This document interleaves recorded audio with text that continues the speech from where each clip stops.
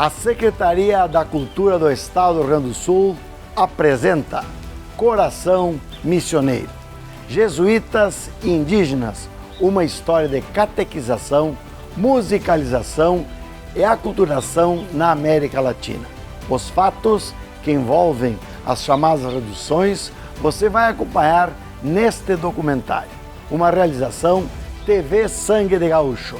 Conta com o patrocínio das lojas Becker, Casul Distribuidora, Truilha Tintas, Brastel Industrial e Bigolar Máquinas. Financiamento Procultura, Governo do Estado do Rio Grande do Sul.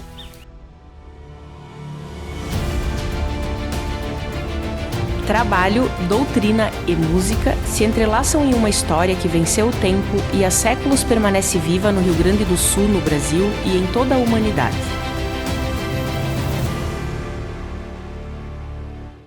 O nosso foco de entendimento e de estudo, né, são os 7 povos das missões. Mas entrar direto em 7 povos, que seria São Borja, 1682, o primeiro dos 7 povoados, parece alguém descendo de paraquedas, né? Então tem toda uma história antes disso, que é quem são esses jesuítas, o que vieram fazer na América, os índios que estavam aliados aos padres, como viviam, o que faziam. Então é importante primeiro nós sabermos que esses Guarani, eles já viviam na nossa região, hoje Rio Grande do Sul, mas também Argentina, Paraguai, enfim, e eles eram oriundos da região amazônica. E eles saem migrando então, em busca da terra sem males, né? Isso é importante, mas eles saem migrando para procurar um espaço para eles. E eles vão encontrar um espaço muito interessante aqui na nossa região, né? Porque é um espaço que tem muita água e é um espaço que tem a floresta também, não como tão densa quanto uma floresta amazônica, mas mais uma floresta, né? Nesse modelo, então, eles vivem e convivem, ora guerreando, ora tendo acordos de paz, com Gês, com charruas, com minuanos, né? Então, eles vão se entendendo entre eles ou se desentendendo entre eles, mas eles ocupam principalmente essa região do Rio Uruguai, que, por tudo que eu falei, é uma região que se assemelhava em algum aspecto à região amazônica, e aqui eles conseguiram se encaixar e se desenvolver. Até o momento que chegam aqui os europeus.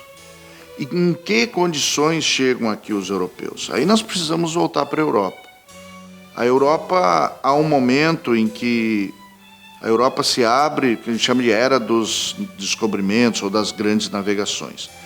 No século XV, os europeus com dificuldade de chegar até as Índias para comercializar, porque os turcos haviam fechado os cruzamentos deles no Oriente Médio, eles buscam um caminho via mar. Então, espanhóis e portugueses saem em busca do famoso caminho para as Índias. Nisso, em 1492, Colombo chega na América sem saber que tinha chegado na América, né?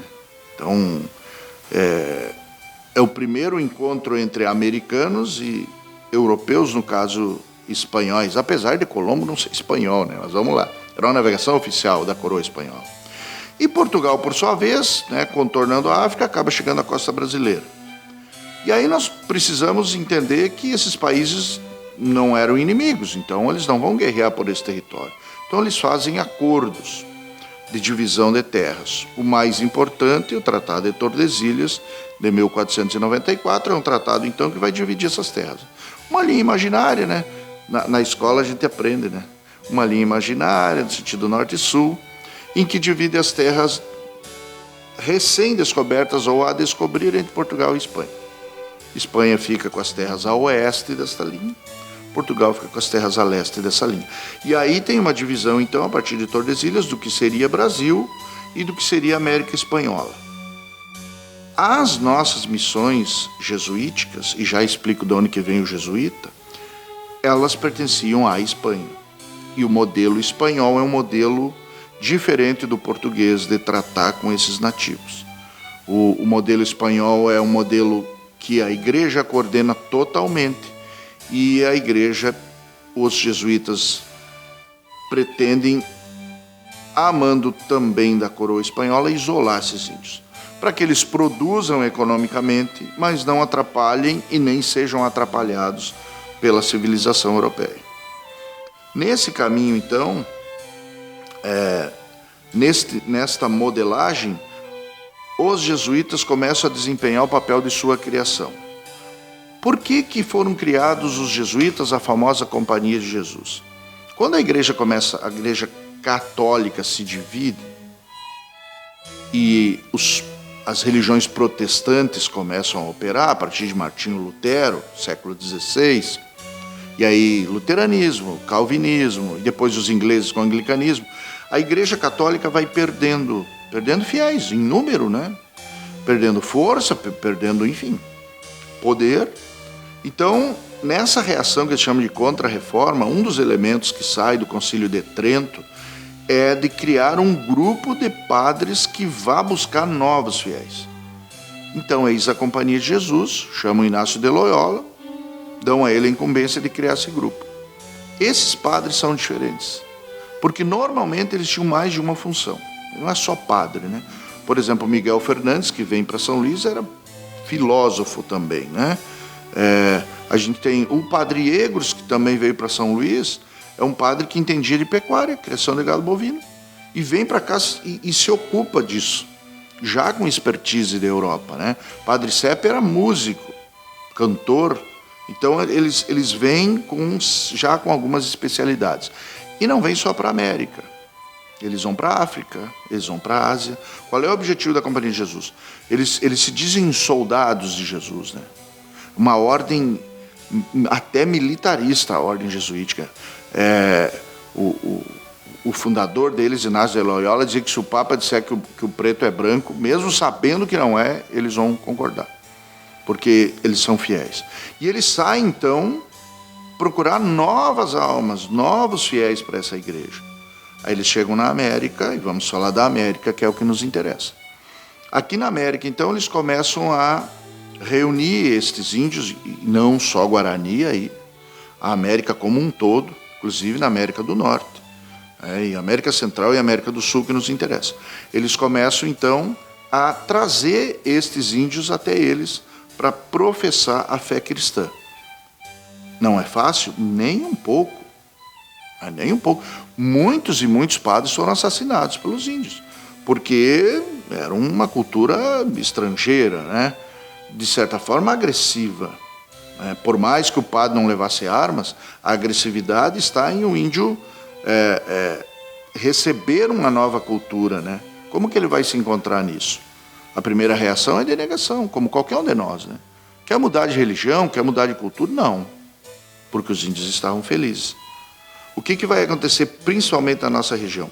Aqui no Rio Grande do Sul, nós teremos uma primeira, aqui espanhol, tá? Vamos relembrar sempre, uma primeira fase, que começa em 1626, quando esses padres atravessam, então o padre Roque Gonzalez comandando o rio Uruguai, vindo a esse território do Rio Grande do Sul, que era espanhol, e começa então a criar pequeníssimos povoados. Foram 18 aqui, eles chamavam das reduções do TAP.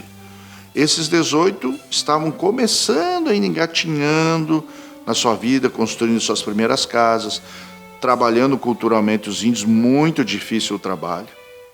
Mas os padres estavam mostrando, e aí tem duas coisas muito importantes para atrair esses índios. Uma material e outra imaterial. A material é machado, é facão, faca, tudo isso atrai os Guarani. O machado, principalmente, derruba a árvore, porque eles precisam muito da madeira. A vida deles é com a madeira, né, para construir barcaças, para construir instrumentos e para construir arco e flecha. Então, as casas, eles precisam muito de madeira. E o machado indígena original não é muito bom para essas coisas, não. Mas, além desta questão material, vai atrair eles muito a música, a musicalidade. A sonoridade vai atrair eles, né? Inclusive, tem uma passagem no filme A Missão, que o padre Gabriel está tocando o oboé, uma passagem clássica do filme, né? E os índios vão até ele, né? Encantados com a música, com a musicalidade, ficam ao redor dele. Então isso atrai os índios. E há um terceiro elemento que faz com que os índios realmente vão ter uma adesão a este movimento cultural europeu, a religiosidade nova aos padres, que é o ataque dos bandeirantes. Os bandeirantes estão atacando, já atacaram o Guaíra, né, que é essa região aí, Paraná e Mato Grosso do Sul. Os índios já sabem do ataque dos bandeirantes, são ataques ferocíssimos, né, violentíssimos, matam, escravizam, destroem tudo. E os índios veem, então, uma oportunidade junto dos padres de sobreviver a tudo isso. Os ataques ficam tão violentos no Rio Grande do Sul que esses 18 povoados são fechados, cessados. Apenas 8 anos depois deles terem começado a ser criados. E os padres levam, então, todos esses índios ao lado leste do Rio Uruguai, fugindo desses bandeirantes. Não contentes, os bandeirantes vão continuar a pilhagem do outro lado. Então não resta aos índios e aos padres senão se defender também com armas, porque os bandeirantes muito armados. Quando que vai acabar essa saga bandeirante? E por isso até assim os bandeirantes não são bem vistos, os paulistas bandeirantes no Rio Grande do Sul durante muito tempo, porque eles vêm predar, né? Simplesmente predar a população. Os padres conseguem autorização do rei de Espanha para armar os índios, e aí arma e munição, ensinam os índios a atirar, eles armam uma emboscada e vai haver uma grande batalha, que tem algumas descrições bem interessantes dela, que é quando se dá o último ataque bandeirante, que é a Batalha de Bororé, no Rio Uruguai. Essa batalha é definitiva, são vários dias, calcula-se em torno de 1000 bandeirantes mortos. Os dados não serão definitivos mesmo. E os bandeirantes se retiram. Isso é 1640.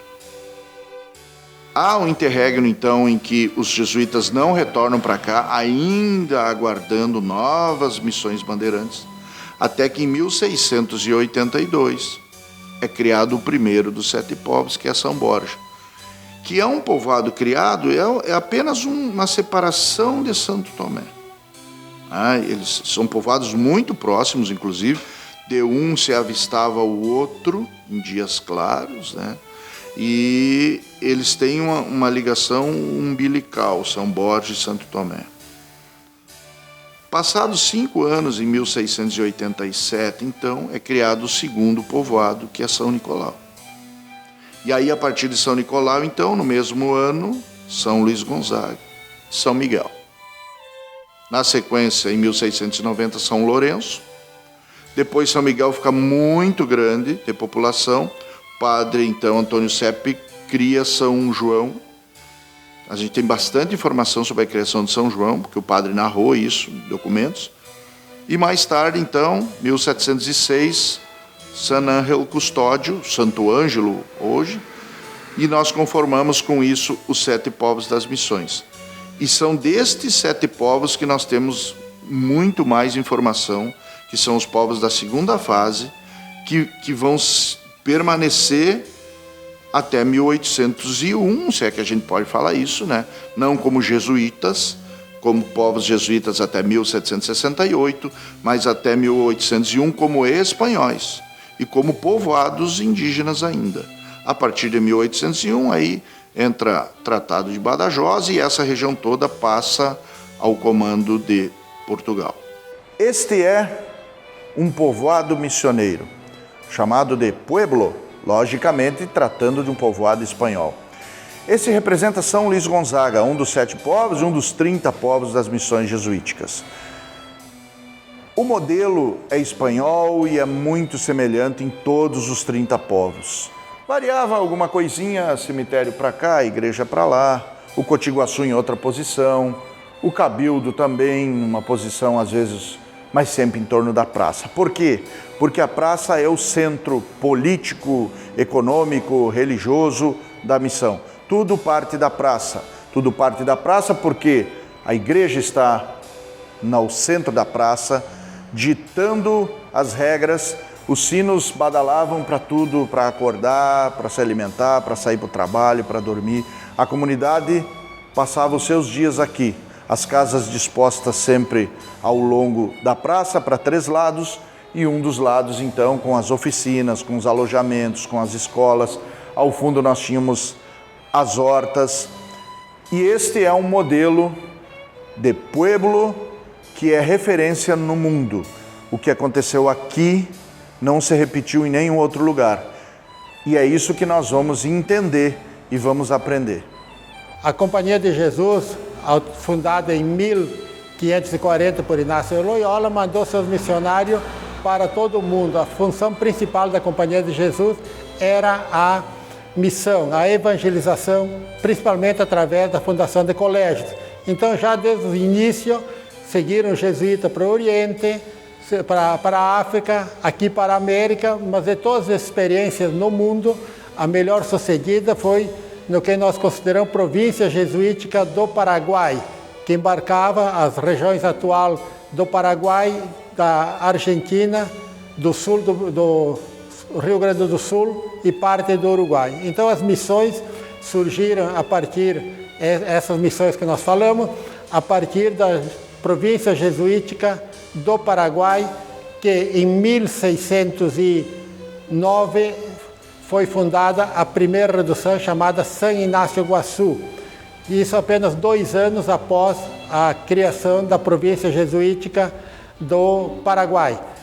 Em 1609, Roque Gonzalez, que era sacerdote diocesano, paroquiano, optou para atuar com os jesuítas. Então ele abandonou uma situação muito confortável na diocese de Assunção para evangelizar seus parentes guaranis, já que ele tinha sangue materno guarani. Roque Gonzalez é de família bastante importante e ele abriu mão das benesses da carreira do sacerdócio para trabalhar nas missões. Então, o que seria redução? Redução seria aquele momento inicial onde os padres negociaram com os Guarani e foram morar junto em determinado local, reduzido a uma área. Essas reduções, elas eram baseadas na legislação da coroa espanhola, nas ordenanças,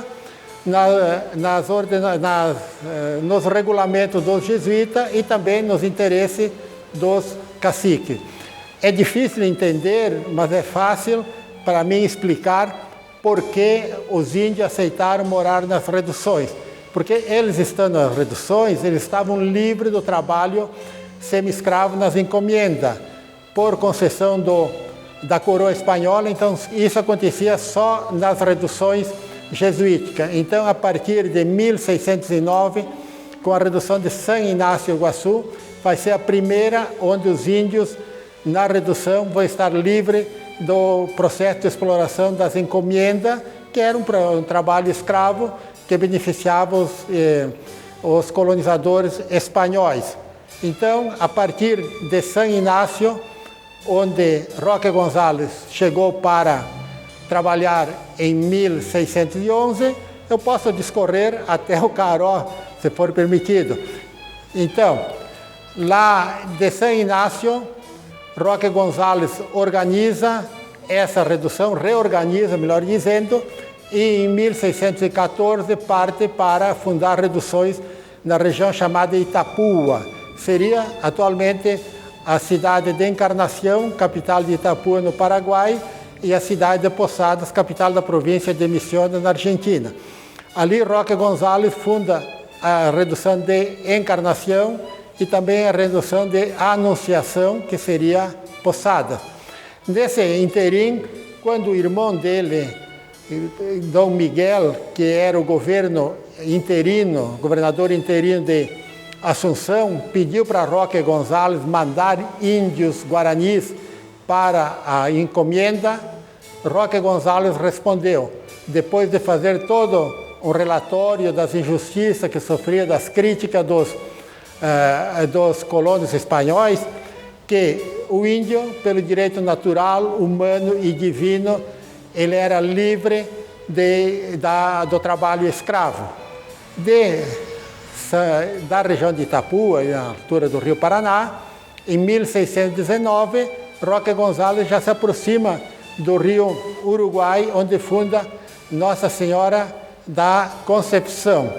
Trabalha bastante, tem uma parceria muito boa ali com o cacique Nicolás Ningueru, e depois de 7 anos de trabalho, tem possibilidade de chegar até o rio Uruguai e cruzar o rio para fundar São Nicolau do Piratini. Então, nós vamos lembrar, nesse momento, que o rio era apenas um acidente geográfico e o território era todo território espanhol.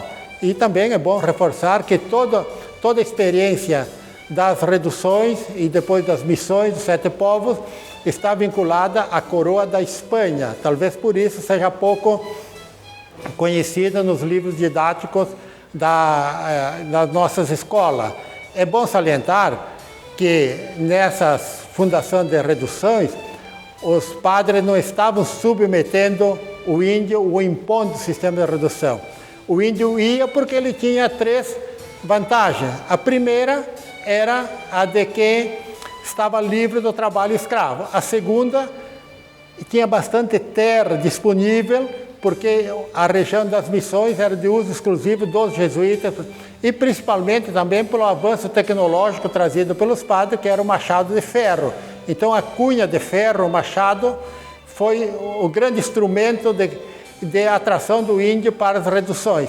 E mais também, as reduções mantinham o branco longe do Guarani. O Guarani não queria proximidade com o homem branco. E a partir de São Nicolau, Roque Gonzalez vai investigar, vai pesquisar grande área do Rio Grande do Sul. Mas para isso, nesse período que ele estava por chegar em Concepción, hoje Concepción de la Sierra, ele foi chamado pelo governador Céspedes de Buenos Aires, que recém havia sido fundado. Então o governador Céspedes dá orientação para Roque Gonzalez fundar quantas reduções pudesse na margem oriental, ou seja, na margem esquerda do rio Uruguai. Nesse momento, ele vai trazer mais recursos, mais padres, para auxiliá-lo nesse trabalho. Na verdade, os Guarani recebiam os padres, eram se tornados cristãos, eles abandonavam algumas coisas do seu modo de ser, vamos dizer assim, ligado à espiritualidade, à questão da união, da poligamia, que nós vamos ver, e foi uma das primeiras coisas que eu constatei quando comecei a pesquisar na Argentina. O Guarani, a família do Guarani é monogâmica, apenas os caciques, os maiorais, têm direito a 2 ou 3 mulheres. Tem as explicações, tendo mais que uma esposa, ele facilitava a parceria com outras tribos, facilitava o trabalho político dele. E também, como o cacicado é hereditário, tendo apenas uma mulher, talvez o filho não herdasse as características do pai. E tendo 2 mulheres, teria mais filhos e possivelmente alguém com essa capacidade de liderança que é própria dos caciques. Bom, então nós temos que considerar que houve um choque, obviamente, para os guaranis, os que aderiam ao sistema das missões e aos que renegavam. E é bom lembrar que lá no início, o governo de Assunção, através, obviamente, seguindo a orientação da Espanha, deu 3 alternativas para os guaranis: continuassem vivendo como eles estavam, submetidos ao trabalho nas encomendas, poderiam ficar na floresta no interior ou aderir às reduções. Nós temos alguns grupos de Guarani, algumas parcialidades que não aceitaram morar com os padres. É o caso dos Imbiá, que nós temos aqui em São Miguel uma redução. Nós, então, seguindo Roque Gonzalez, a quem eu devoto bastante respeito, porque ele realmente deixou uma situação confortável para defender o povo humilde daquela época. Dessa visita que ele fez a Buenos Aires em junho de 1626, no mesmo ano que fundou São Nicolau, ele retornou e continuou com uma atividade intensa, fundando várias reduções, entre elas Japéju, São Xavier e principalmente aquelas que nós recordamos aqui mais próximas, que foram, depois de São Nicolau de Piratini, no ano seguinte, Candelário do Caçapamini, hoje o município Rolador, Assunção do Ijuí, que fica no município de João de Castilho, e depois, em novembro de 1628, Todos os Santos do Caró. A região missioneira se estendeu pelo Paraguai, Argentina e Brasil, totalizando 30 reduções, sendo 8 em território paraguaio, 15 em território argentino e 7 em território brasileiro, estes conhecido como 7 povos das missões. No Rio Grande do Sul, as reduções localizam-se nos seguintes municípios: Redução de São Francisco de Borja, no município de São Borja. Redução de São Nicolau, no município de São Nicolau. Redução de São Lourenço Mártir e São Luís Gonzaga, no município de São Luís Gonzaga. Redução de São Miguel Arcanjo, no município de São Miguel das Missões. Redução de São João Batista, no município de Entre Juiz. Redução de Santo Ângelo Custódio, no município de Santo Ângelo. Tudo funcionava como um sistema de cooperação, coordenado pelos padres jesuítas e aceito por indígenas guaranis que se aculturaram com a doutrina cristã. A vida no povoado. Essa é uma curiosidade muito grande nas missões, né? Como é que viviam esse pessoal, né? Acordavam que horas, almoçavam o que, aonde, trabalhavam no que, como era a vida das crianças, como é que se resolvia a questão política. E as festas? Era qualquer festa, não era? E o cemitério? E os padres eram enterrados aonde? Tinha hospital? E a polícia? Uma série de questões, porque nós estamos falando de uma cidade, um pueblo. Essas questões estão quase todas respondidas, porque a história nunca é um livro acabado.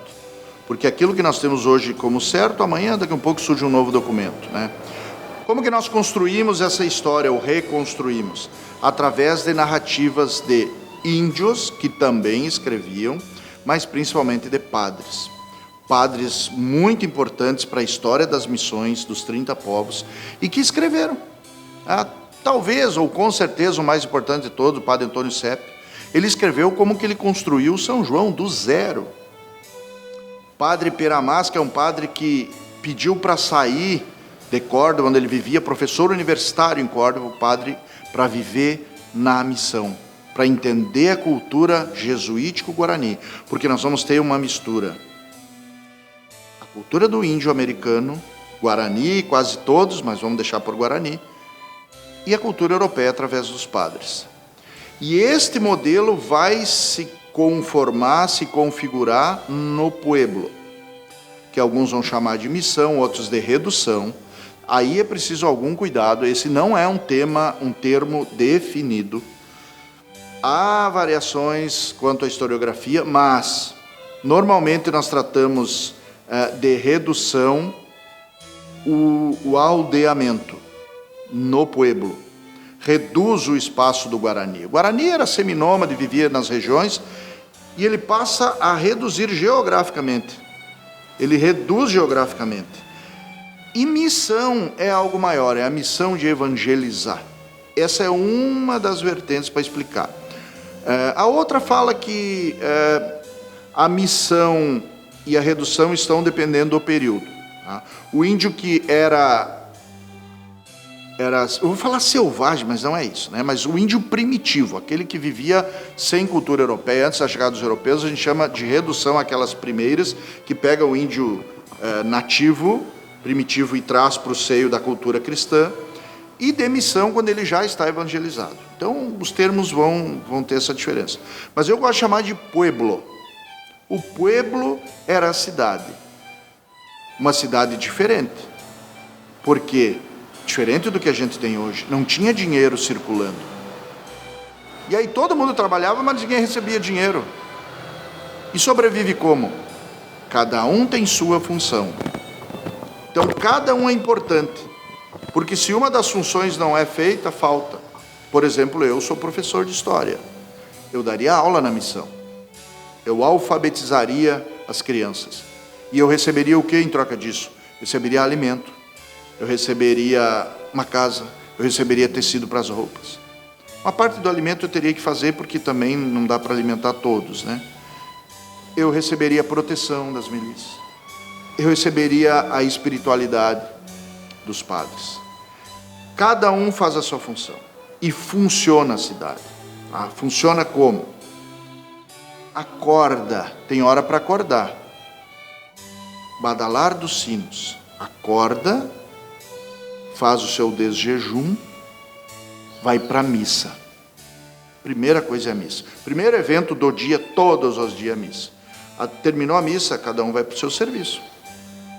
As crianças ficam brincando, mas elas têm instrução também, né? Se alfabetizam e começam a aprender um ofício.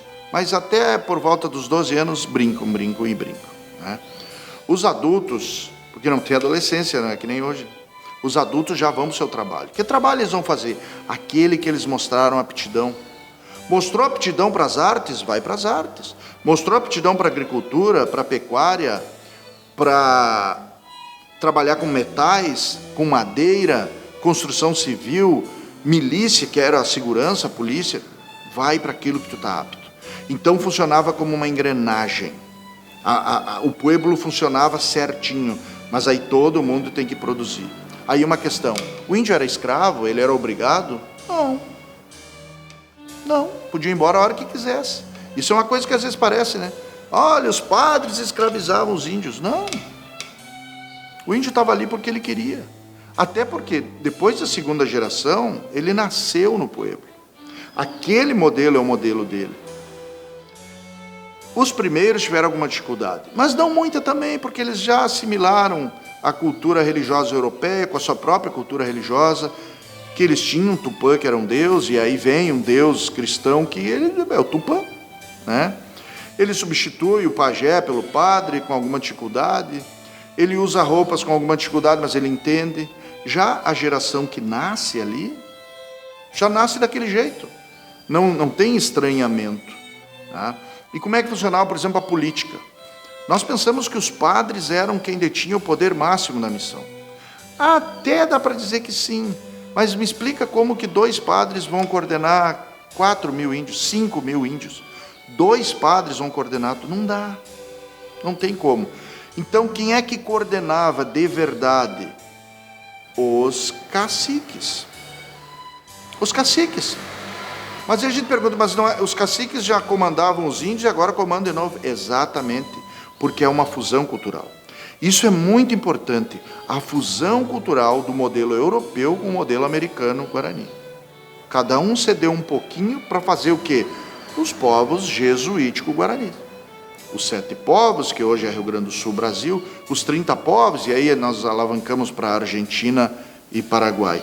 Este é um modelo construído aqui, que só existiu aqui. Como que se controlava tudo isso? Através do cabildo. O cabildo, para nós entendermos, é uma mistura da prefeitura, da Câmara de Vereadores e do Fórum. Poder Executivo, Legislativo e Judiciário. Quem eram os cabildantes? Quem é que trabalhava para a comunidade sem ganhar nada? Não tinha dinheiro. Eram voluntários que colocavam o seu nome para eleição. Tinha eleição nas missões, para saber quem era o corregedor, quem era o alcaide, quem era o provedor, enfim, os diversos serviços burocráticos que eram necessários. Esse pessoal se elegia e se reelegia o tempo que pudesse ou que quisesse. Então é um sistema democrático, contrário do que muita gente pensa, né? Neste modelo, qual é a participação do padre? O padre fica como um coordenador assim maior. No dia a dia ele não consegue participar, porque além de que tinha no mínimo por dia 2 missas, eu falei da primeira ao amanhecer, tem uma missa ao entardecer. Então é uma missa quando inicia o dia e uma missa quando acaba o dia. O padre tem que rezar a missa. Quantas pessoas estavam na missa? Todas que pudessem ir. Então, o padre tinha que atender ainda os enfermos, o padre tinha que realizar toda a parte cristã de evangelização.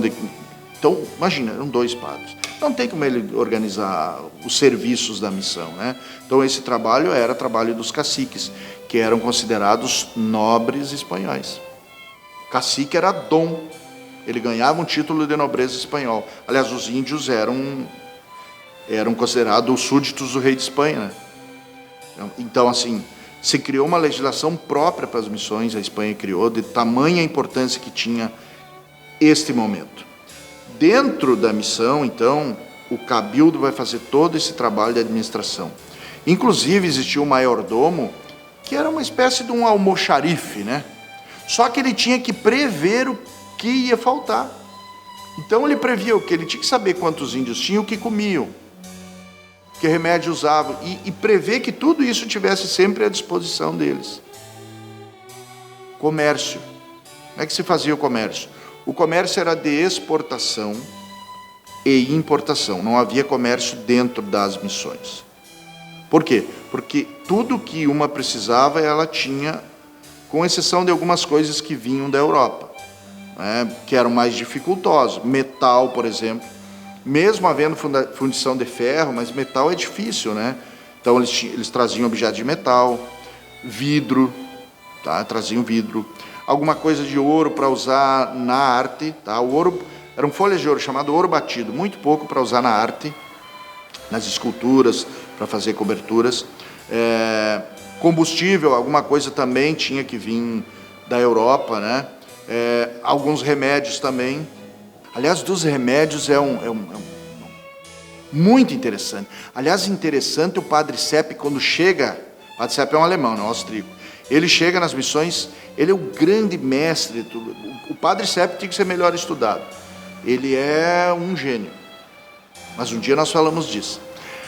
O Padre Sepp chega hoje é Argentina, em Diapejú, e ele desembarca ali antes de vir aos outros povoados, onde ele, inclusive São Miguel, que ele se destacou, e São João, que é um povoado pueblo que ele criou. E ele vê que os índios estão barrigudos, com vermes.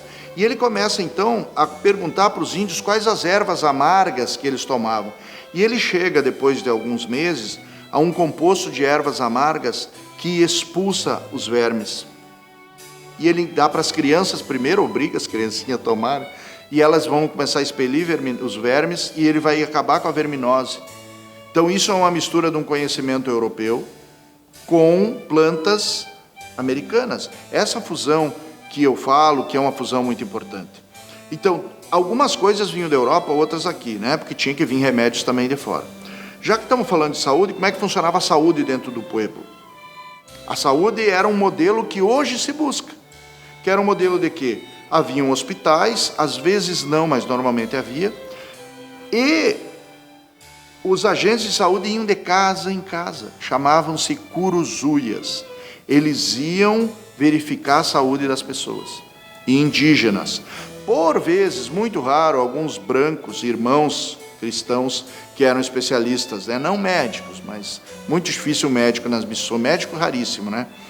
Esse atendimento era de casa em casa. Se a pessoa apresentasse alguma moléstia mais grave, era recolhido ou para o hospital ou para o Cotiguaçu. Cotiguaçu é meio que um negócio diferente. O que é o Cotiguaçu? A gente chama os espanhóis chamavam de casa de viúvas e órfãos e inválidos. O Cotiguaçu é uma mistura de asilo com orfanato com um hospital. Um ambiente totalmente fechado, nenhuma janela para o exterior, só para o interior. Uma porta só.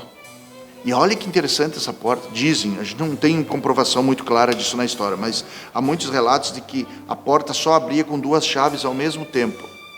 Uma por dentro, outra por fora. Então, quando acabava o dia, se recolhiam as crianças, as viúvas e os doentes, e a porta era chaveada ao mesmo tempo, pela viúva mais velha e pelo chefe da milícia, que era a guarda noturna, né? Da milícia noturna. Sempre tinha segurança da missão, sempre. E essa guarda, então, pela manhã, no primeiro raio de sol, eles dois abriam. Alguns vão dizer que é para evitar que alguma viúva mais jovem saia fortuitamente para namorar, mas assim o objetivo disso é segurança. Ninguém conseguia sair e entrar se não tivesse as 2 chaves. Por quê? Porque as missões estão sempre à mercê de ataques, né? Por exemplo, São Luís Gonzaga é o único dos pueblos que tem uma torre de vigilância. Eles chamavam de mirante. E ela está posta exatamente para vigia. Ela fica para o sul da missão E nessa torre, estava escrito nos documentos que dava para enxergar em dias claros 60 quilômetros. Se avistava. Então qual é a ideia de se avistar para o sul? Por que o sul? Que é onde vem os índios charrua, que vinham pilhar, que vinham furtar, que vinham incomodar. Então sempre tem vigilância. Dioturnamente tem vigilância na missão. Eu volto para o comércio onde eu estava. O que vende? Principalmente erva mate, couro, mas também sebo, né, graxa animal. Mas erva mate e couro era o principal. Vendem para onde? Para a Europa. Como é que funciona o comércio? Se não, eu acabei de dizer que não tem dinheiro nas missões. A pessoa ia em Buenos Aires, o comerciante, pagava a quantia do produto e vinha com uma ordem de compra até a missão, até o pueblo. Chegava, não entrava na missão, ficava nos arredores, num local chamado tambo. Lá no tambo, ele ia então entregar a ordem de compra de comércio para um índio, o índio vai até o pueblo, separa o que é para dar para ele e levam e ele vai embora. Aonde ficou o dinheiro? Em Buenos Aires, porque é um comércio de produtos de Espanha, né? Paga imposto para a coroa, tudo aquilo. A missão produz e exporta. Precisa comprar alguma coisa? Mesma coisa. Os padres pedem por escrito, esse material vem da Europa até a missão. Como eu falei, vidro, alguns combustíveis e tal. Dentro, então, da missão, o cabildo faz todo esse controle, inclusive de distribuição de alimento. Tinha uma parte que os índios produziam, né, do Abambaé, que é uma parte que eles produziam para eles, e aí a criação de galinha, plantio de abóbora, de feijão, enfim, uma pequena horta dele para o alimento, e a parte chamada de Jupambaé, que é para o todo, né? Trabalham para o todo. Por exemplo, o algodão. Colhiam o algodão e levavam para as mulheres fazer fios e depois tecidos, né? O gado bovino, esse gado bovino, então, era um gado criado nas estâncias que vinha para as missões para entregar carne. O couro era vendido, a carne era consumida. Normalmente, a cada 2 ou 3 dias se entregava carne para os índios. Muito interessante o jeito que eles comiam. A fogo, labareda, carne espetada, um estilo gaúcho, que chamam mais ou menos, né? Só que eles sapecavam essa carne, era fogo, fogo, fogo, fogo. Quando o lado de baixo estava já sapecado, eles viravam com os espetos de pau, ou grelhas, quando tinha grelha, e já comiam aquela parte, pegavam com as facas e tiravam aquela parte que ficou sapecada. Enquanto eles iam tirando, a parte de baixo vai pegando fogo. E eles iam virando. Eles assavam toda aquela carne, consumiam uma parte, a outra parte ficava para o outro dia. 2, 3 dias no máximo, eles recebiam outro pedaço de carne para cada família. As casas que vocês veem na missão, elas são casas que eram divididas em 8 partes normalmente. Cada uma das 8 partes vivia uma família. Quem é a família? O pai, a mãe e os filhos deste casal. Tá? São esses que vivem ali. Os filhos, quando casam, saem e ganham uma nova casa. E assim eles vão construindo as casas. No começo, barro e capim. À medida da necessidade, vão melhorando. E há uma preocupação, e está muito documentado, em melhorar as casas dos índios. Melhorar. Então, tem relatos, olha, está entrando água nas casas pelas portas, a casa está muito baixa em relação à praça, nós temos que aumentar. Então, há uma preocupação constante da igreja com a saúde do indígena, do nativo ou do originário, como preferir. Porque, de verdade, há uma comunhão entre eles. Não é uma exploração. Né? Por que não é uma exploração? Se pegar a narrativa Guarani hoje, eles vão dizer o quê? Nós somos os que se adaptaram ao modelo. Por que não dá para pegar hoje narrativa de charrua? Porque foram exterminados. Por que foram exterminados? Porque não se adaptaram ao modelo. Então, os guaranis dizem hoje em seu discurso que eles foram muito inteligentes se adaptando a esse modelo novo, que é essa mistura de Europa com América. O que tinha de mais importante nisso tudo, se é que dá para dizer, né? Estamos falando de um povo, mas é a religiosidade. A religiosidade cristã. Os preceitos de Cristo estavam completamente absorvidos na missão, que é o amor ao próximo, é o tema maior de Jesus Cristo, né? Que é amar o teu companheiro, que é ajudar o teu companheiro. Ninguém é mais que ninguém na missão, não tem pobre e rico, não. Né?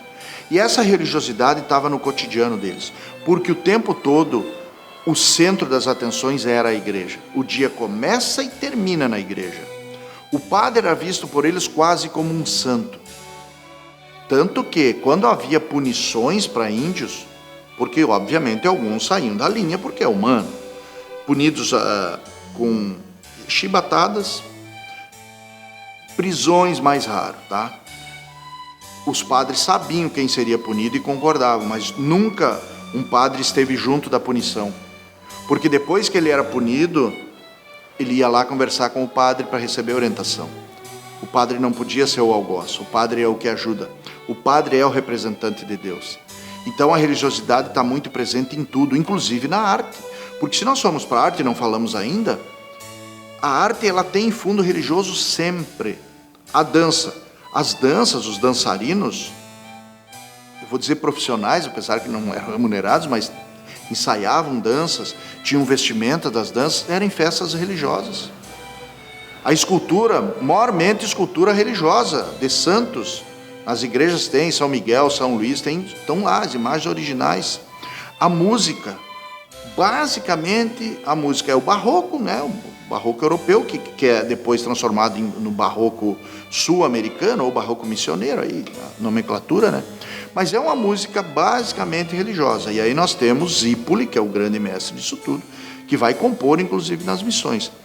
Mas nós temos também, nas missões, música mundana, não religiosa, tocada na missão, executando os corais de crianças. E aí, olha a importância do Padre Sepp. O Padre Sepp participou do coral dos meninos de Viena. Ele vem para cá e forma coral de crianças. Se fabricava instrumento musical nas missões. A música fora a religião, que é o grande marco disso tudo, a musicalidade é o que vai permear toda essa cultura, porque a música vai estar presente no cotidiano dos Guarani. Então, nos órgãos dentro das igrejas que tocam, né? Porque o Guarani já traz musicalidade, entendeu? A música europeia, barroca, ela vem somar a musicalidade que os Guarani já possuíam, e é esse elemento musical que vai atrair eles para uma união junto com a religiosidade. Então a gente tem música religiosa e tem música mundana, que é a música não de cunho religioso, mas ainda o barroco. E essa construção de música, de escultura, de arte, de literatura, tinha os índios escritores, Crisanto Neranda, um índio são-luisense, que produziu um relato fantástico da Guerra Guaranítica, um documento maravilhoso, né? E outros índios que escreveram cartas e livros, inclusive. Então, há um processo de arte ligado à religiosidade que vai fazer com que essa cultura guarani chegue a nós. E aí é o grande pulo do gato. Por que se fala tanto em missões? Porque as missões ainda estão. Tudo bem, estão nas pedras em São Miguel, mas estão principalmente na cultura do nosso povo. Toma chimarrão? O chimarrão é absolutamente guarani. É o europeu que vai se adaptar, e nós, hoje, a Ilex paraguaiensis, a erva mate. O benzimento e tantas outras coisas que nós vamos abordar em outros momentos, que fazem deste pueblo que está aqui atrás, transmigrar até hoje, 2024, com a cultura que está presente no nosso cotidiano. O plantio da erva mate. Eu vou contar uma história aqui, que daqui a um pouco, me faltam alguns documentos, mas ela é tão contada que nós já estamos tomando ela por verdade. Os padres tentavam plantar erva mate. A Ilex paraguaiensis é nativa, né? Mas eles precisavam plantar, porque aí tinham que viajar longe para colher, né? Ela era um produto comercial, mas sobretudo era um produto do consumo. No início os padres proibiram o chimarrão. Depois, quando eles viram que não adiantava, que o índio ia tomar escondido, liberaram e foram estudar. A erva mate dava força, energia para os Guarani trabalhar e para rezar, enfim.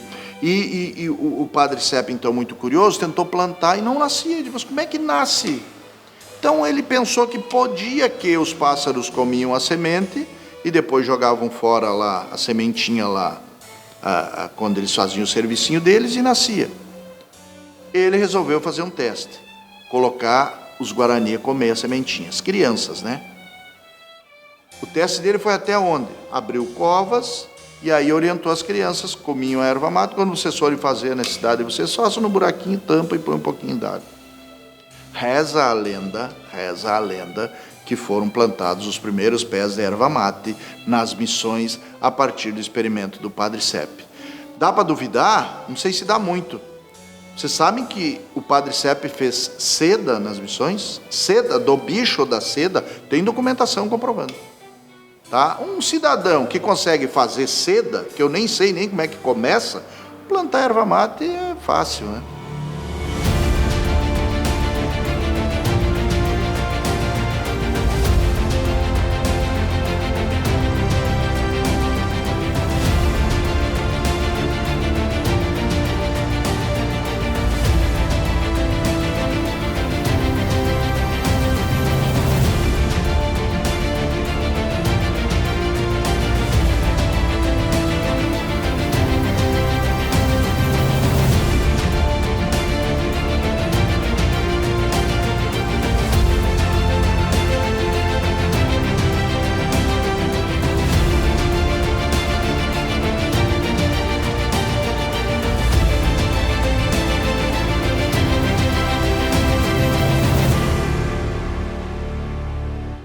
Esses povoados, estes 7, eles não vão iniciar como a gente conhece eles hoje, né? Isso é algo importante de se entender.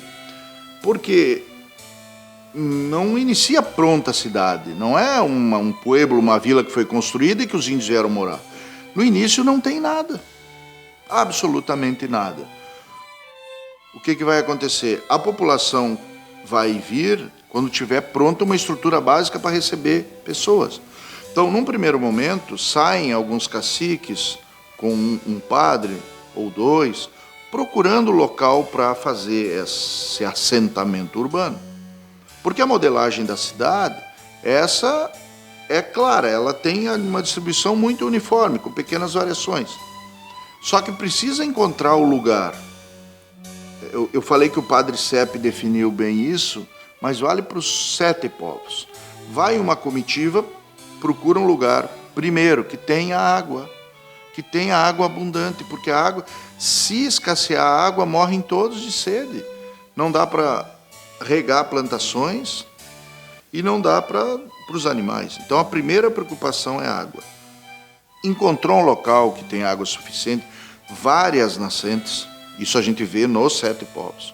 Encontrou água, vê se esse local tem um que a gente chama militarmente de comandamento geográfico. Se esse lugar é um pouco mais alto que tu possa enxergar por todos os lados. Todos os povos estão em locais um pouquinho mais altos, ou muito mais altos, né? De tal forma que, se eles fossem ser atacados, eles saberiam a uma segura distância a vinda dos algozes, dos inimigos, enfim, sejam bandeirantes, sejam indígenas, né? Como diversas vezes em que charrúas e minuanos acabam, de alguma forma ou outra, vindo se apropriar de coisas das missões. Encontrado o local, chama-se os caciques para distribuir para eles as porções que eles terão. Porque os caciques têm porções de terras para a produção deles, porque eles têm os súditos deles. E a gente chama de cacicado. Eles tinham muita força dentro da missão. Então, eles têm algumas terras que são deles, aonde esse povo produz para eles, para alimentação, né? Porque tudo que era produzido para comércio era produzido, então, e entregue para a coroa espanhola. Primeiro para a igreja, depois para a coroa espanhola. Achado o lugar organizado, vem quem? Vem agricultor, que tem que plantar, vem construtores civis, pedreiros, marceneiros, para retirar árvores, para construir a cidade. Vem o pessoal que cria animais, já para começar a organizar. E só vem mulheres, crianças e professores de história, que sou eu. Não tinha professor de história, mas só vem o professor de história com as mulheres e com as crianças quando já tiver alimento. Porque São Luís Gonzaga, por exemplo, que nós temos um estudo bem aprofundado. 2.922 pessoas. Por que não vieram todos de uma vez só? São quase 3.000. Como é que vai alimentar 3.000 pessoas? Não tem uma lavoura, não tem gado bovino, não tem uma horta, não tem... Enfim, não dá para alimentar 3.000 pessoas. Nós temos que nos dar em conta que não é que nem hoje que tem supermercado. Tinha que produzir o alimento, não dava para comprar. Então esses povoados começam com a Praça Central e eles vão se alastrando a partir daí. Essa estrutura que se vê hoje, arquitetônica, em São Miguel, São Nicolau e São Lourenço, é uma estrutura que vai restar porque desde a sua fundação até o momento em que eles param de construir, se passam aí mais de 100 anos. E o trabalho é constante, cada vez ampliando e melhorando a parte arquitetônica. Os 7 povos eram independentes entre si. Não tem capital de 7 povos, não tem um mais importante que o outro, não tem nada. Cada pueblo é um pueblo. Mantinham amizade entre si? Até mantinham, tranquilo, né? Mas assim, não é uma coisa que, não é um vizinho, né? Vamos fazer um churrasco com o vizinho. Não tem isso. Inclusive tem disputas ferrenhas entre São Miguel e São Luís Gonzaga, por gado, por exemplo. Eles chegam a disputar isso via judicial dentro da igreja. Esse gado é meu, está na minha estância. Não, está na minha. Porque as estâncias deles, São Luís e São Miguel, eram contíguas, né? Eram limítrofes uma de outra. Então a gente nota que entre os padres há sempre uma disputa sadia de que o seu pueblo, o seu povoado cresça melhor, economicamente, culturalmente, politicamente. A ideia é fazer com que haja esse crescimento. E esses povoados vão crescendo. Todos eles vão sendo fundados até que nós tenhamos os 7 povos e esses índios vão trabalhando. E à medida que novas gerações vão nascendo, essas novas gerações já vêm com a essência missioneira, porque ele não é mais índio. São bons, não precisamos nem, só para nós entendermos, em nenhum dos 7 povos existiram índios em estado primitivo. Os índios que vieram montar os 7 povos vinham vestidos como nós. Eram índios que falavam guarani e espanhol, eram índios que rezavam, eram índios cristãos, índios que tinham já funções específicas nas suas cidades para trabalho. Então, nós não podemos imaginar um indígena seminu com arco e flecha caçando capivara, bugio, anta e pescando nos rios. Isso não tem mais. Agora ele já é o produto dessa mescla cultural. Porque esse índio, ele é europeizado, sim, mas o padre também é americanizado. Há uma troca cultural. Tanto troca que a política dentro da missão, ela é absurdamente notável a mistura. Por quê? Porque eu ainda tenho cacique. Os padres não permitiram os xamãs. Xamãs ou morubixabas ou pajés, que eram os líderes espirituais. Esses foram expulsos. Por quê? Porque o padre era o líder espiritual. Mas o padre permitiu o cacique, que é o líder político.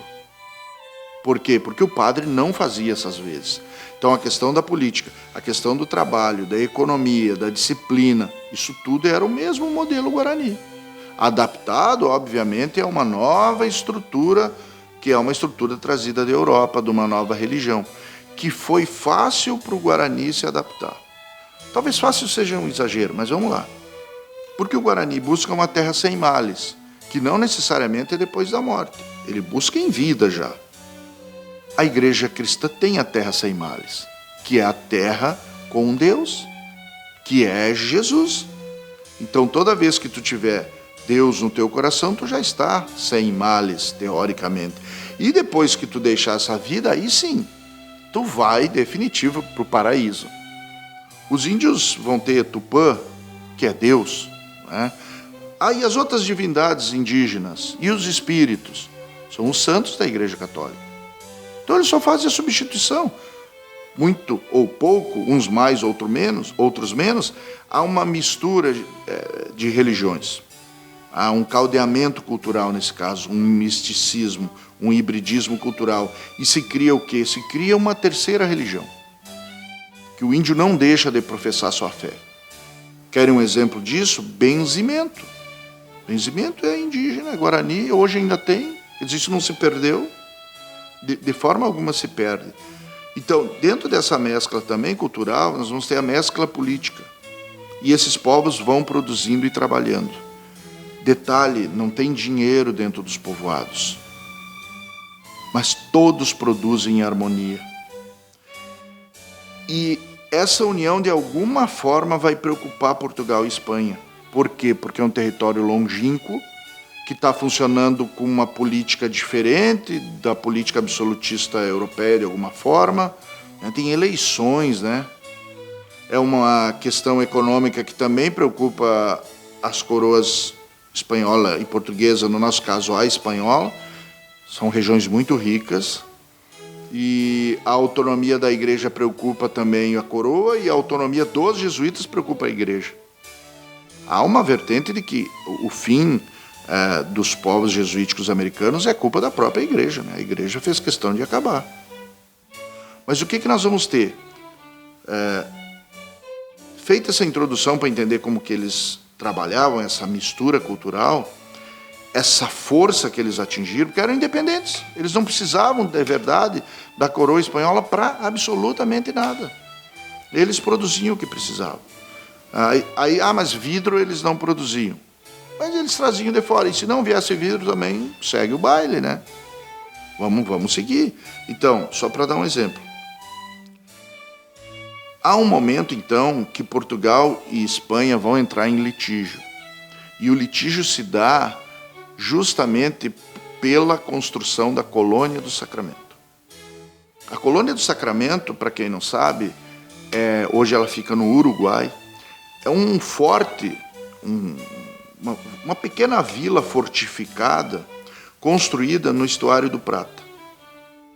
Exatamente em linha reta com Buenos Aires, né? Já proposital, do lado leste do estuário, né? Então a gente tem aqui Buenos Aires, o estuário do Prata, mais ou menos 10 quilômetros, e aqui os portugueses cravaram uma fortificação em pleno território espanhol, no meio do território espanhol.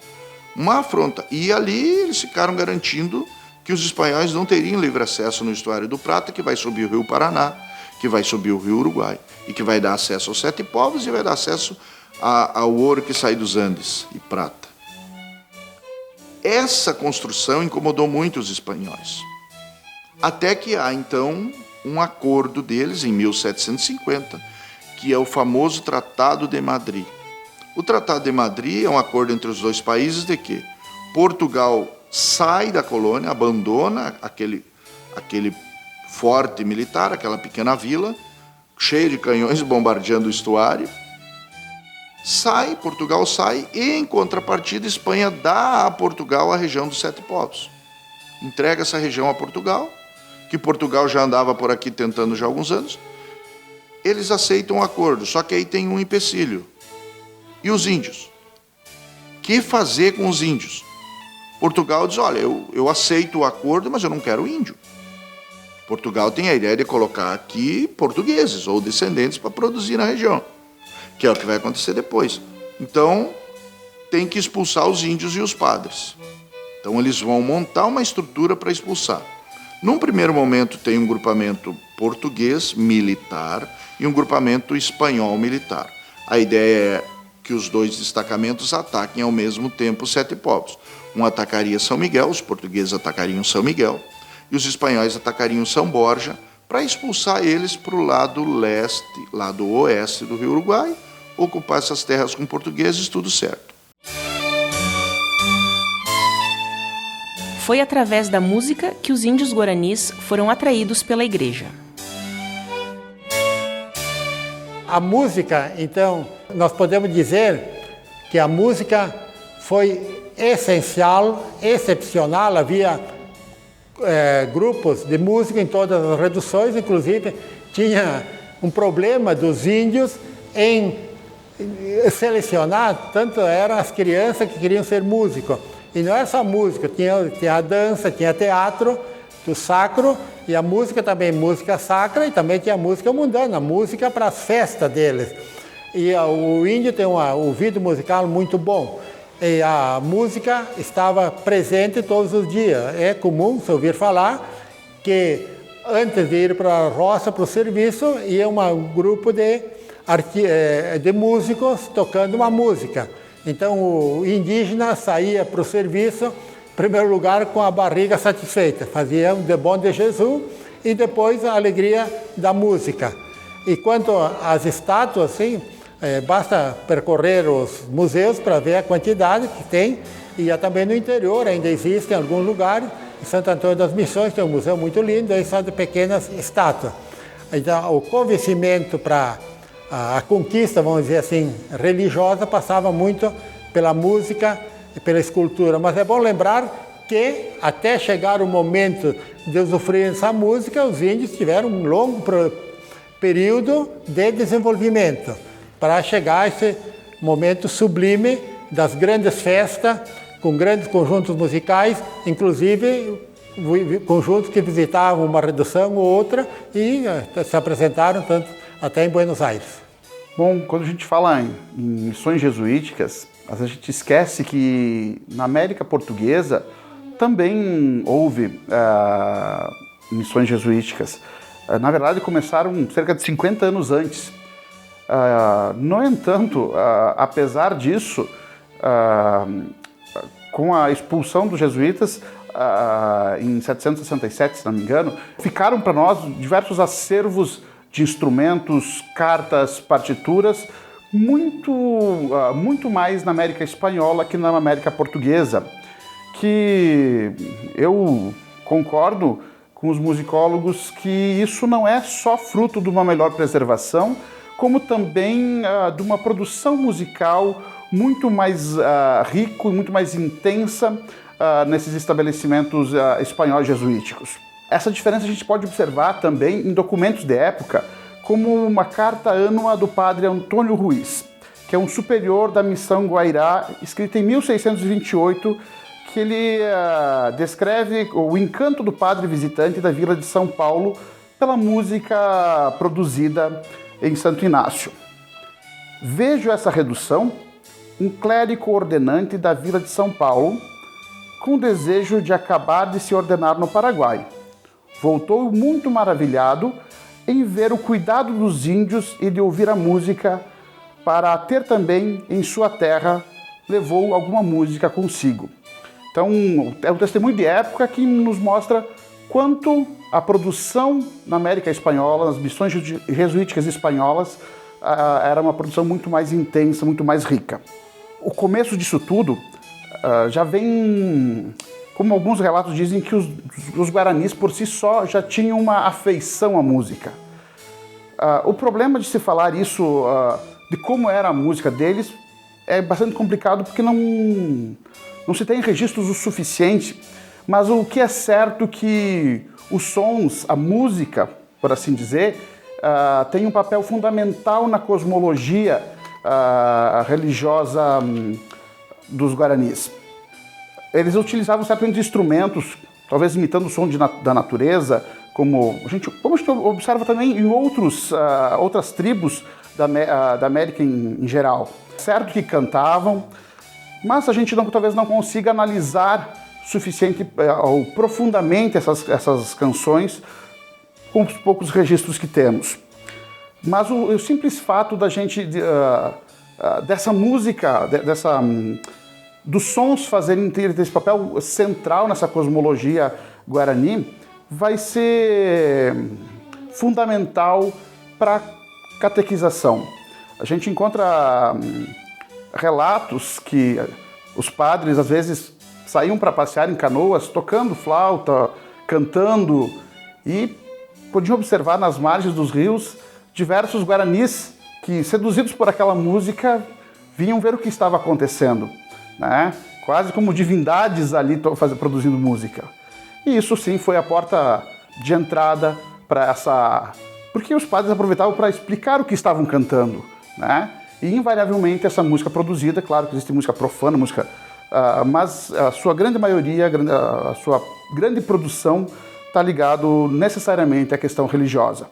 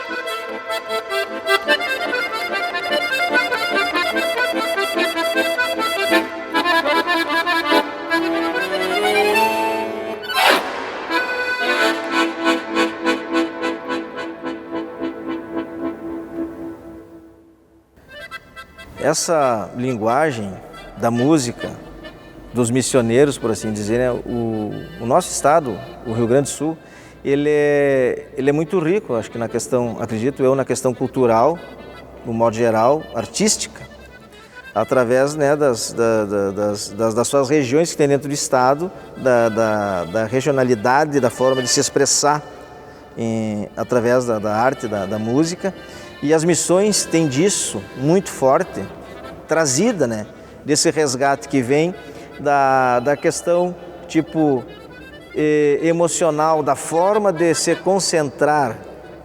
Eu me recordo da época que eu era guri e os mais velhos, né, na questão de educar a gente na forma de tocar, diziam assim: se concentra, toca com o coração, toca com sentimento. Entra dentro do teu instrumento, dentro do teu acordeão, né? Porque o instrumento, eu vou citar, no meu caso, o acordeão. O acordeão, ele não é só um complemento, só um instrumento, ele é uma extensão do meu corpo. Ele é uma extensão na minha forma de me expressar, de me comunicar. Talvez, como disse um grande maestro argentino de chamamé, Ernesto Montiel, talvez eu não consiga expressar o que sinto, mas mi acordeão hable por mim. Então acho que isso é algo que o instrumento vai dizer, a tua arte vai transmitir, talvez que tu não encontre em palavras para transmitir a quem está te ouvindo, ou uma homenagem que vai ser feita a alguém. E isso vem com certeza muito da terra, né, da nossa terra, né? Essa questão dessa energia na forma de transmitir e de se expressar através da música, através do canto, através do violão, do acordeão, de todos os instrumentos que compõem a nossa cultura regional. Falando em sinos, eram vários sinos, né? Citei o exemplo de viajantes que visualizaram até 6 sinos nessas ruínas, e eles também eram construídos ao modelo europeu, ou seja, eles tinham a sua afinação fixa, né? Cada sino é uma nota. Então todo esse carrilhão de sinos, eles eram construídos e pensados para soar em harmonia. Acho que nem todos os sinos foram recuperados, né? Então eu não sei quais notas estavam em cada um desses sinos, mas com certeza eles tinham uma afinação fixa, né? Uma afinação pré-definida. Sim, os nossos guaranis tinham essa tecnologia. claro que aprendidas através dos padres, mas eles construíam esses sinos com afinações fixas. E, de certa forma, esses sinos, eles tinham a sua função de comunicação, né? Então ele vai ter toda essa função de reger o tempo, e a música está inserida nesse tempo. Tem horário das orações, horário de estudar, de trabalhar, hora de comer. Então a função, o mundo sonoro dos guaranis engloba também os sinos, né? Isso também é uma tradição herdada da velha Europa. As reduções eram verdadeiras civilizações de trabalho, força e economicamente prósperas. Vilarejos construídos em meio à mata, onde a religião era o centro da organização social. Tudo era coordenado pelos padres jesuítas e tinha o apoio dos cabildos indígenas. A redução só se fortaleceu e existiu graças à aliança entre o padre e os caciques. E reunindo os caciques, era acertado como se fosse reunir com toda a população. Porque os índios seguem o cacique. E é bom lembrar, então, que cada redução teria de 15, 20 cacicados. E nessa negociação entre caciques e padres, eram estabelecidas as normas, e as normas, de acordo dos jesuítas, eles seguiam os regulamentos do provincial.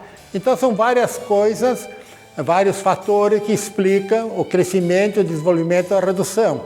Era a legislação, era a contribuição que os padres davam em termos de tecnologia para produzir mais alimentos, e é bom lembrar que no início, o primeiro contato, primeiro 6 meses, 1 ano e meio, não havia catequese. A catequese começava a partir de 1 ano e meio depois do contato com as crianças, para depois atingir os caciques, os adultos.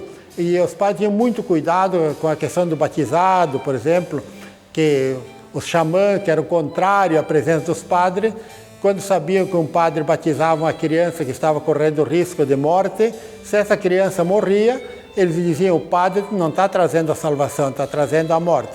E é bom lembrar para os amigos que na ideia da fundação do mundo, na cosmologia cristã e indígena, não existe muita diferença. Os católicos têm como o Deus o único e verdadeiro, e os índios têm Nhamandu como Deus primeiro e verdadeiro. Então, essa simbiose, essa união de ideias semelhantes fez com que os índios se tornassem bons cristãos. Então, tendo uma boa gestão, uma boa administração e o apoio da coroa, os padres, através do seu trabalho, conseguiram desenvolver toda essa região que acabou sendo os 30 povos. Só para lembrar, então, como foi perguntado quantos padres, no momento da expulsão dos jesuítas, nos 30 povos, havia 82 jesuítas, da média de 2 e pouco, porque não havia uma capital entre as reduções, mas a redução de Candelária era o lugar que era organizada a produção para ser vendida para Buenos Aires ou para Santa Fé. Então, era de 2 a 3. E também, durante o período do desenvolvimento, os padres não ficavam muito tempo. Havia um rodízio de padres em cada redução. E, claro, também, além do superior geral lá na Europa, havia o superior ali das reduções de Assunção, e havia também o responsável, então, pela região, como Roque Gonzalez, no caso, foi responsável aqui pela região das reduções do Uruguai. Depois da morte dele, seguiu o padre Pedro Romero. Falando em padres, eles tinham, é bom dizer, que eles conseguiam isso porque eles tinham uma formação muito, muito boa no aspecto moral, no aspecto científico, no aspecto de condição física. A seleção para ser padre jesuíta era bem rigorosa e havia uma busca muito grande de jovens para serem jesuítas. Tanto assim que no início das reduções, no período reducional, mais de 400 jovens mais de 14 mil jovens se inscreveram na Europa para ser missionário, e desses 14 mil, apenas 400 foram selecionados, para o pessoal ter ideia de como eram bem preparados os padres jesuítas. Como são até hoje os jesuítas que a gente conhece nos colégios aí, eles trabalham muito e são muito dedicados ao estudo. Eles não entendiam só de teologia, eles entendiam de agricultura, entendiam de medicina. Agricultura, por exemplo, lá na Europa, eles trouxeram os livros dos agrônomos de lá, mas que aqui não serviam, porque lá é um clima temperado frio, aqui é subtropical úmido. Então a horta do padre não era apenas para adaptar novos produtos, novas sementes, mas também era um estudo. E também os padres se dedicaram a a astronomia, que era importante na época, e mesmo quando você fala para onde foram os padres lá na hora da expulsão dos 30 povos, apenas um padre permaneceu aqui porque estava doente e era um excelente médico, o padre Sigismundo Asperger. Então, quando as reduções atingiram um estágio de desenvolvimento maior, atividade econômica, maior população, havia o cabildo, que era a administração feita pelos caciques, que eram eleitos no final do ano, normalmente em dezembro. Eram os caciques que controlavam, por exemplo, a produção agrícola, que faziam a contabilidade de quanto ia para o armazém comum, que nós chamamos de Tupambaé. Então, vamos falar um pouquinho de produção. Se dividia a produção de uma maneira muito interessante. A lavoura, que era para a família, produto de subsistência, se chamava Amambaé. O índio trabalhava 2 dias, 1 dia, de acordo com a vontade dele. Agora, o Tupambaé, a grande lavoura que sustentou as missões, não era só a produção de fumo, de algodão, de erva mate, mas era também o couro, a carne, a lã e as oficinas. Tudo isso era produção em comum, que dava boas condições de vida para os indígenas que moravam na redução, e também excedentes para comprar o que a redução não produzia. Um dos fatores também, eu já falei em outro, mas um dos fatores importantíssimos para a manutenção por mais de 150 anos das missões foi o fornecimento de carne. Então, toda essa região de campo, praticamente do Rio Grande do Sul, havia a pecuária. Então, a alimentação e o bem-estar dos índios, porque em cada redução tinha de 14 a 15 ou mais oficinas. Essa grande produção toda ela fazia parte do Tupambaé. E não havia dinheiro, não circulava dinheiro, mas era tudo contabilizado. Então, nós podemos dizer, aí, baseado em estudos e várias teses de doutorado publicadas, que os índios trabalhavam em média 6 horas por dia, 4 dias por semana, e tinham uma produção muito boa, uma qualidade de vida comparável à que levavam os europeus na época, que trabalhavam o dobro do tempo. Então, atrás disso tem sempre uma ideia filosófica. A ideia filosófica das missões é do livro Utopia de Tomás Moro, que ele dizia que seus índios, como no sonho, na sociedade que ele sonhava, utopia seria um país onde se todos trabalhassem de maneira solidária, fraterna e repartissem a produção, não precisava trabalhar tanto e não faltaria comida para eles. E isso aconteceu nas missões, onde ninguém passava fome.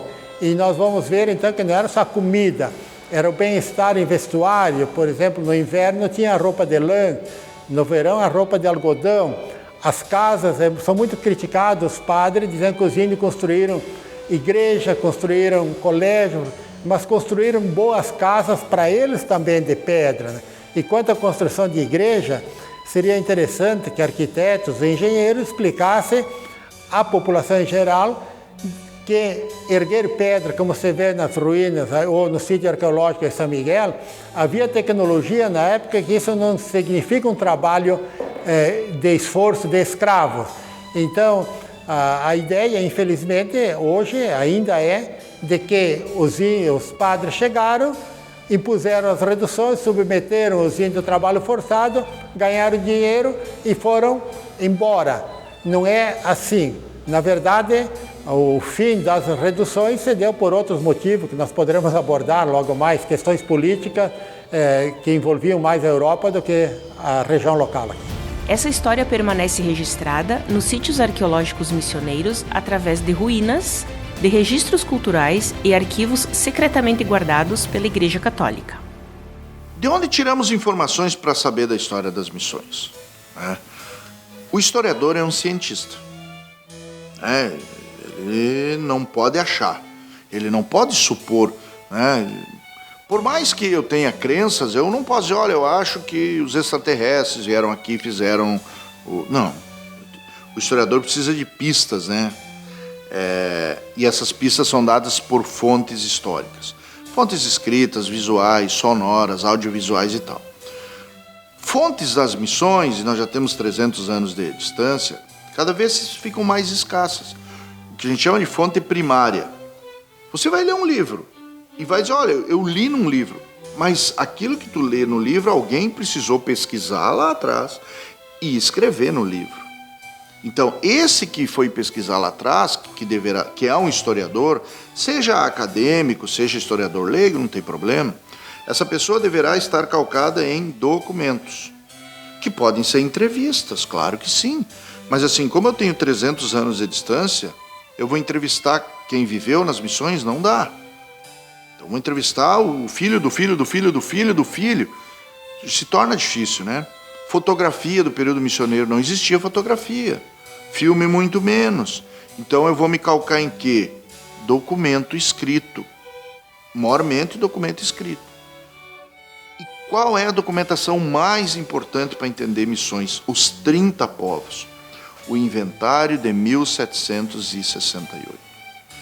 Eu sei que tem as cartas do Padre Sepe, tem o material do Padre Peramás, que era um trabalho de antropologia, de etnografia. Ele viveu com os índios e escrevia tudo. Mas os inventários, quando os jesuítas foram expulsos, foram feitos 2 inventários. Um pelos espanhóis e um pelos índios. O dos índios nós perdemos, esse não temos notícia. O inventário feito pelos espanhóis, ele se espalhou um pouco, porque são dos 30 povos. Mas nós temos eles reunidos em um tomo, um grande livro, esses inventários de Bruno de Zavala, eles estão, então, neste... quase, eu não vou lembrar agora, mas são... parece que 20 ou 21 pueblos estão nesse inventário. O que está escrito nesses inventários, né? De Bruno de Zavala? Brabo unificou eles, né? O que está escrito neles? Uma radiografia, um raio-x do que tinha em 1768 em cada um dos 30 pueblos. Os originais hoje está um pouco complexo, mas tem um pouco em Buenos Aires, na Biblioteca Nacional, tem muito em Madrid, na Biblioteca de Madrid, e em Simancas também, na Espanha, na Biblioteca de Simancas. E parece que tem alguma coisa no Chile, na Biblioteca Central do Chile, mas aí salvo melhores interpretações. Eu posso falar de São Luís Gonzaga, que é o meu foco de trabalho, onde eu escrevi, junto com a saudosa professora Ana Olívia, nós escrevemos um livro sobre São Luís missioneiro. Todo aquele processo. E o documentário, o inventário de São Luís é riquíssimo.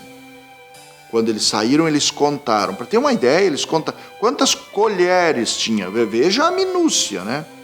Que metal eram feitos. Quantos vidros tinha na missão, no estoque. Quantos quilos de algodão, quantos hectares de erva mate plantados, quantos e quais instrumentos musicais, quantas imagens sacras, até a roupa dos padres, quantos o aparato do padre existia, ostensório, altares, pessoas, famílias. É uma radiografia completa. É um documento valioso e gigantesco. E em São Luís nós ainda temos uma medição na área arquitetônica. Só para detalhar a igreja, tem o comprimento, a largura, a altura, quantas colunas, quantas janelas para um lado, quantas janelas para o outro lado, o tamanho das janelas, quantas portas, quantas salas, quantos altares, que santo estava em cada altar. Tudo. São Luís tinha, por exemplo, 200 folhas de ouro batido. Ouro batido é usado nas esculturas, né, para dar o formato. É ouro mesmo, mas ele então era usado para arte, né? Então, detalhadamente, quantas tesouras, quantas agulhas, e algumas informações assim que nos deixaram até um pouco espantados, né? Tinha 2 destiladores portáteis, né?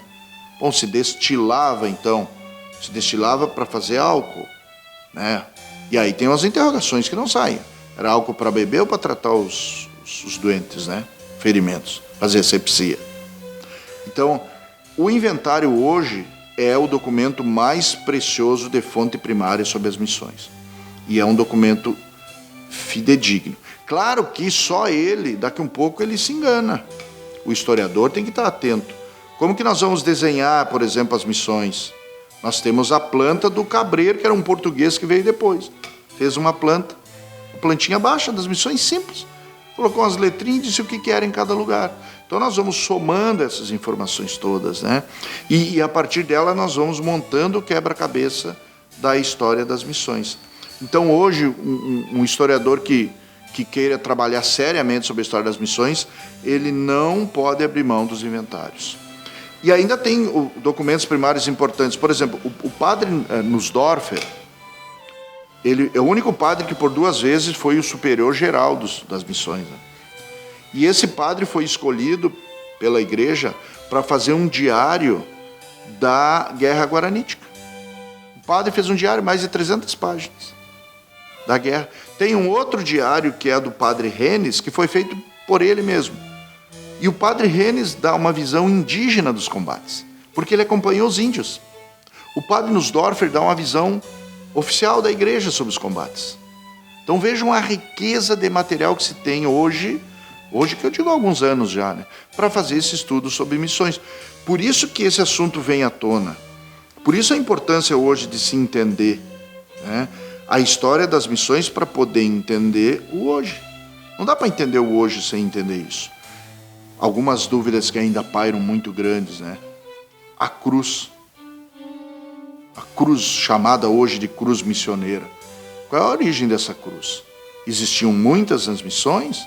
Eles carregavam essa cruz de 4 braços ou a cruz de 2 braços? Muitas interrogações ainda. É um campo muito aberto ainda para pesquisa. Meu nome é Felipe Pompeu, sou chefe do Escritório Técnico das Missões e do Parque Nacional Histórico das Missões. E aqui a gente cumpre a tarefa institucional do IFAM de preservar os relictos missioneiros, as evidências missioneiras que restaram, né, que é o trabalho do parque. Então, o parque tem 168 hectares hoje, incluindo as ruínas então, que estão presentes no centro urbano de São Nicolau, lá, que fazem a Praça Central de São Nicolau. São Lourenço, que está vinculado ao município de São Luís Gonzaga, pertencente ali ao município. E São João Batista, que está pertencente a Entre Juízes, e claro, São Miguel das Missões aqui, que é a fachada mais preservada dos 30 povos, é a nossa aqui em São Miguel. O trabalho do IFAM é esse, né? Preservar, manter as ruínas no seu lugar, porque, enfim, é uma ruína, ela tende a cair, então o nosso trabalho ele é todo dia, diuturno, do pessoal, dos artífices que tem esse conhecimento exemplar a respeito da alvenaria missioneira, então eles têm o conhecimento para poder manter isso, né, ao longo dos últimos anos e para os próximos anos, se tudo der certo, a gente manter o patrimônio acessível a todos, né, que faz parte da nossa história e da nossa origem, da nossa tradição, né. Aqui é um lugar de retorno não só para nós, missioneiros, por assim dizer, mas para os gaúchos, os brasileiros e, já que é um patrimônio da humanidade, a própria humanidade, né, mas sem esquecer os próprios guaranis, né, que também fazem parte desse grupo e que para eles também tem uma importância do imaterial, né, tem uma visão cosmológica, tem uma importância cosmológica para eles muito importante. O Instituto Histórico e Geográfico de São Luís Gonzaga é composto, na sua maioria, de voluntários. São pessoas abnegadas que dedicam parte do seu dia a trabalhar aqui no acervo, na biblioteca, na administração da nossa instituição. Aqui nós atendemos um público muito variado que vem em busca da parte histórica das suas vidas, porque a nossa memória é a nossa história. A todos os interessados que necessitem de informações do Instituto para suas pesquisas, para seus trabalhos, nós temos uma página na rede social, no Instagram, e temos um site, Instituto Histórico e Geográfico de São Luís Gonzaga. Nós estamos localizados na quadra cultural, bem no centro da cidade, uma quadra próximo à Praça da Matriz. Nós gostaríamos de agradecer a produção desse documentário, que veio até o Instituto Histórico em busca do apoio de documentos, de livros, de historiadores, de pessoas interessadas no assunto missões. Nós agradecemos muito esta parceria com vocês, esta procura de vocês até aqui. Para nós é um momento muito importante que o Instituto esteja junto com vocês nesse projeto, os auxiliando, os apoiando, porque a nossa missão é essa. Vocês estão de parabéns pela beleza, pela magnitude do projeto, desse documentário que vocês estão realizando. Nós só temos a dizer a vocês, muito obrigado. No próximo episódio de Coração Missioneiro, você vai acompanhar detalhes da arte sacra presente nas reduções, a importância da extração da madeira e do ferro, curiosidades, as bebidas produzidas nos povoados missioneiros e os líderes indígenas embalados pela música e cultura guarani.